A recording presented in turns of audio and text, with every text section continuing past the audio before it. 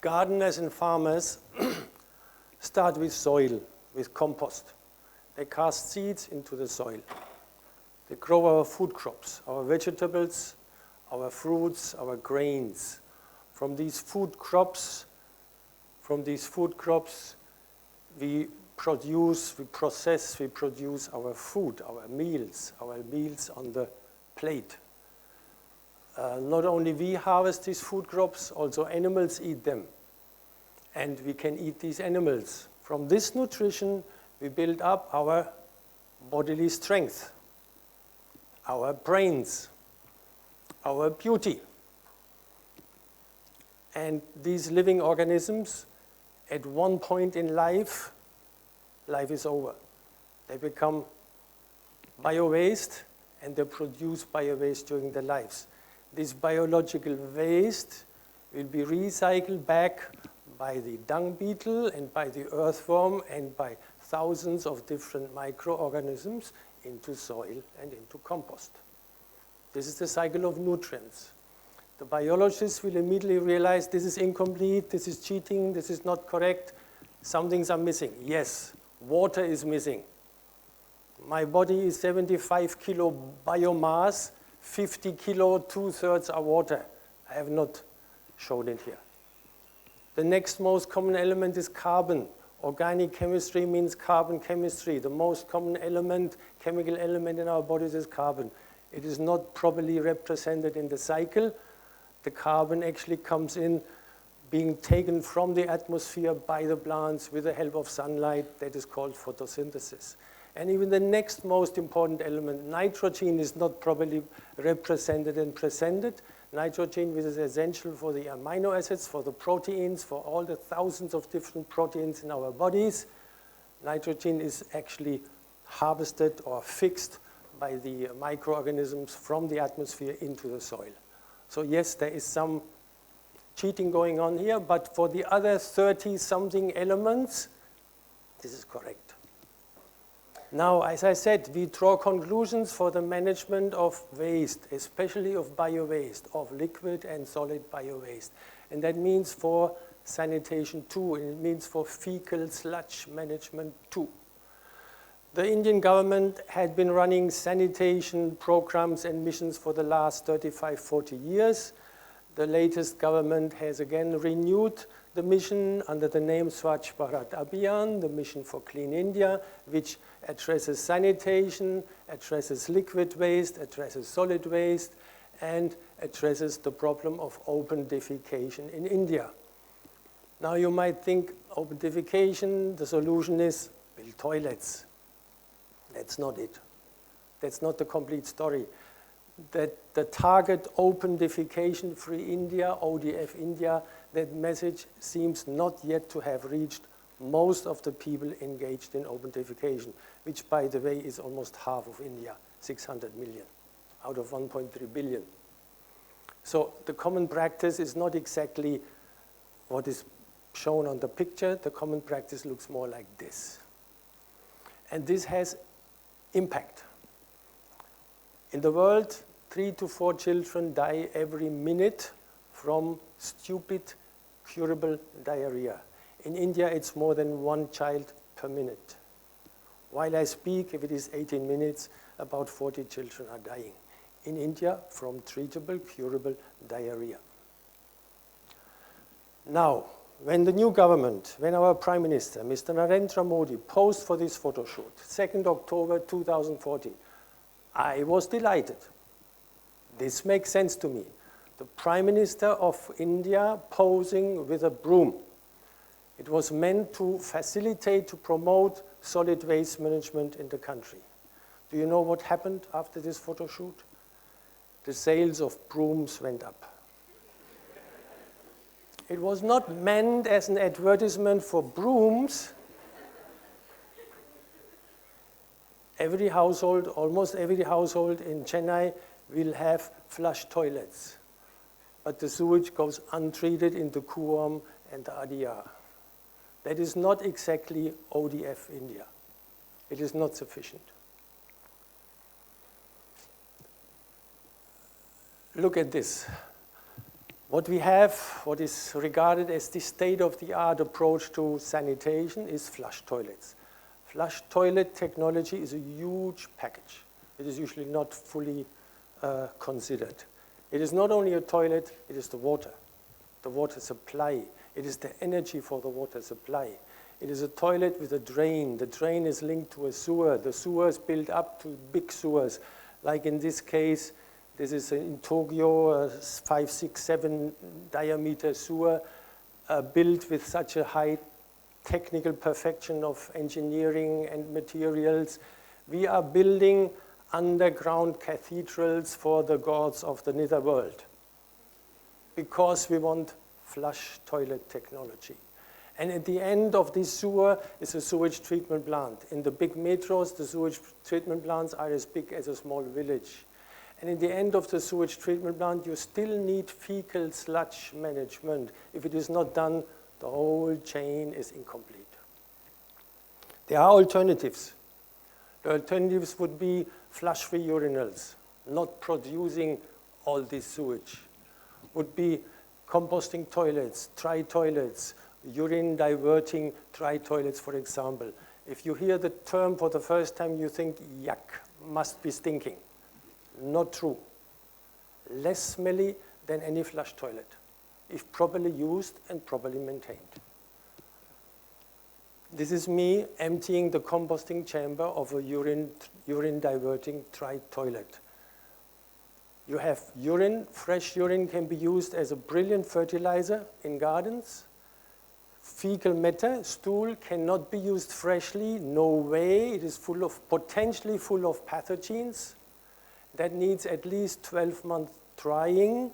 When it is dry, it is quite well pathogen-free, and it can be used.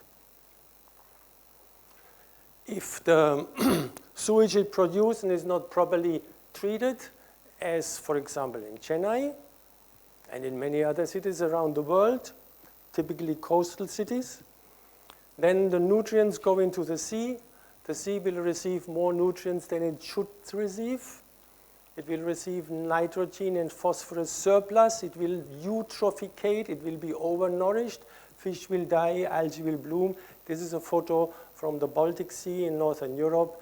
The steamer, the ship plowing through the algal bloom in the Baltic Sea. Not only the compost, I said, but the fresh urine can be used. This was in a government high school in Krishnagiri district some 6, 7 years ago. We connected the boys' urinal to the chili garden of the school. Right front, you have chili without fertilization from urine. Left back, you have chili garden fertilized, fertigated with human urine, with boys' urine. Within 3 to 4 weeks, 250 school children knew human urine is a brilliant fertilizer. The demonstration cost us 3,000 rupees. The children said the biggest chilies of their lives, the biggest chilies ever seen, and the tastiest. Here in the Yellow Sea, Yellow Chinese Sea, the tourists are swimming in algae bloom. That's fun for the tourists. It is not so much fun for the living organisms in the ocean. Fortunately, this was a non-toxic algae. If the algae are toxic, as they are, for example, often in the Pacific Ocean and the Californian coast, for the last 7, 8 years, sea lions have been dying in mysterious ways. Last August, it was August 2015, it was several hundreds of sea lions within a month, and it was found that they die from a toxin that comes from algae. So this is not anymore future scary stories. This is happening right now. Mammals, big mammals, not as big as us, but big enough, die from algae bloom, toxic algae bloom in the oceans, thanks to a surplus of nutrients released by human civilization into the oceans. That's where we are.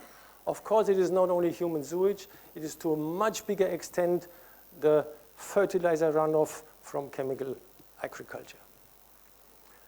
Not only we tried the use of human urine in that school, we used it in fields. Here a farmer adds a jerry can full of human urine into a paddy field. We had another farmer using the same method. He harvested, he lost, in comparison to the field, to the plot where he used chemical fertilizer, he lost 3 to 4% of yield, but he gained about 20% net profit. So he made no loss, at least not financially. This has also conclusions for the field of hygiene. It was in the 19th century, Sir Joseph Lister, who realized that phenol carbolic acid is a brilliant germ killer, a brilliant universal biocide, a live killer. And he suggested to use it for surgery. From then on, it took him 15 years to convince the global medical community to adapt the method. It took a few years.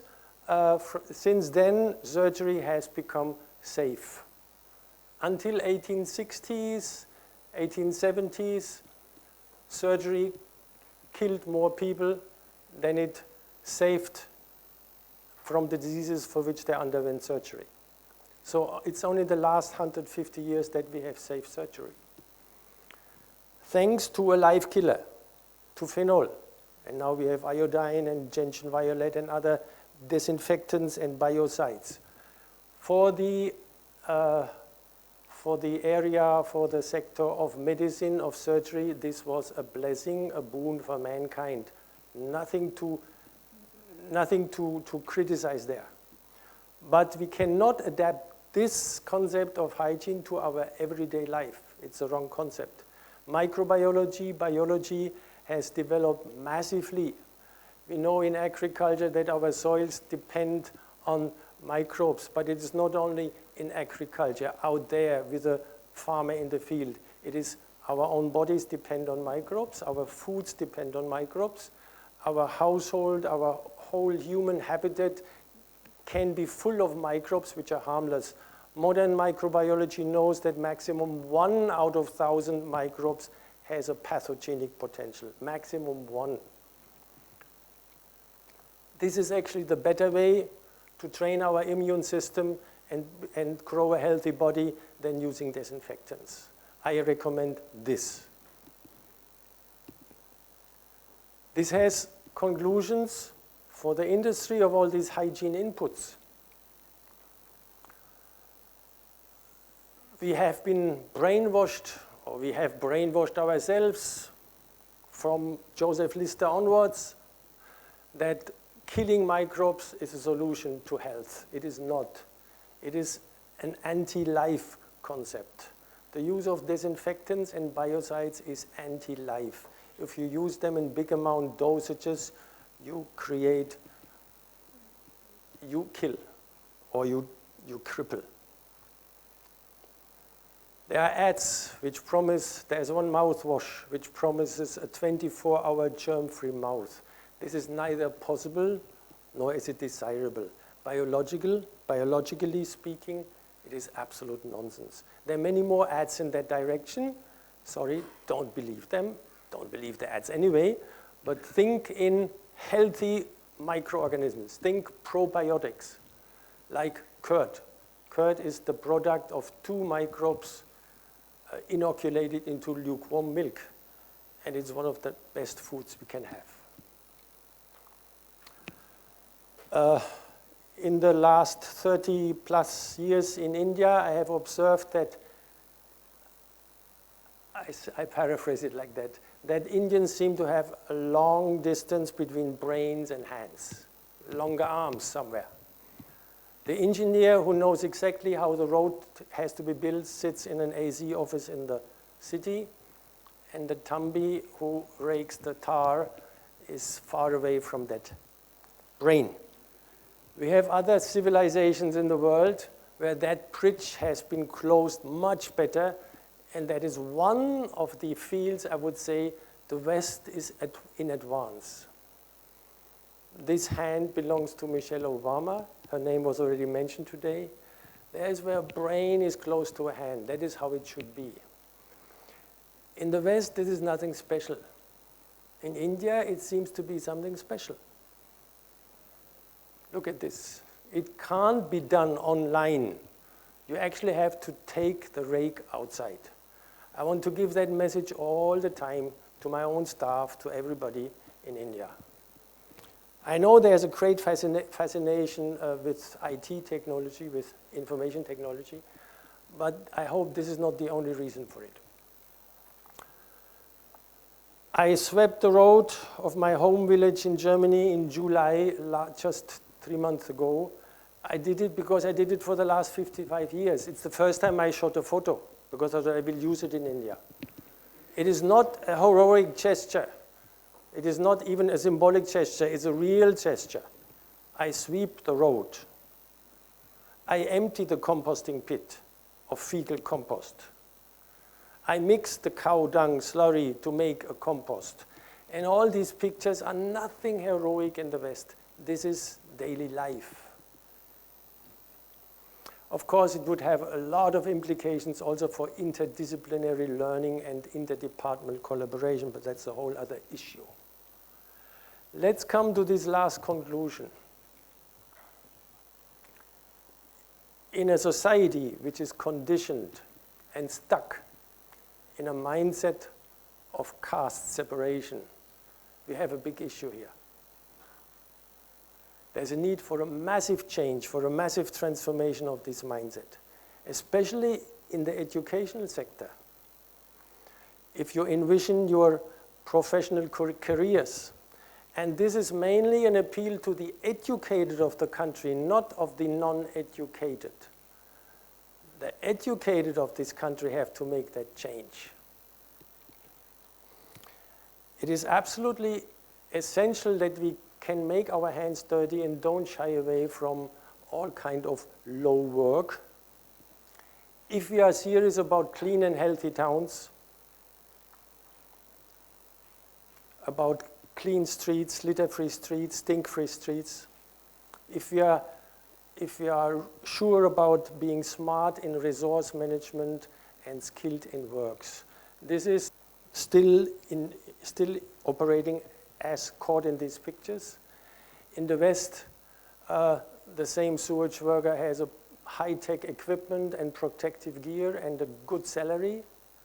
It is high time that we get sanitation out of the closet and the Dalit out of the sewer.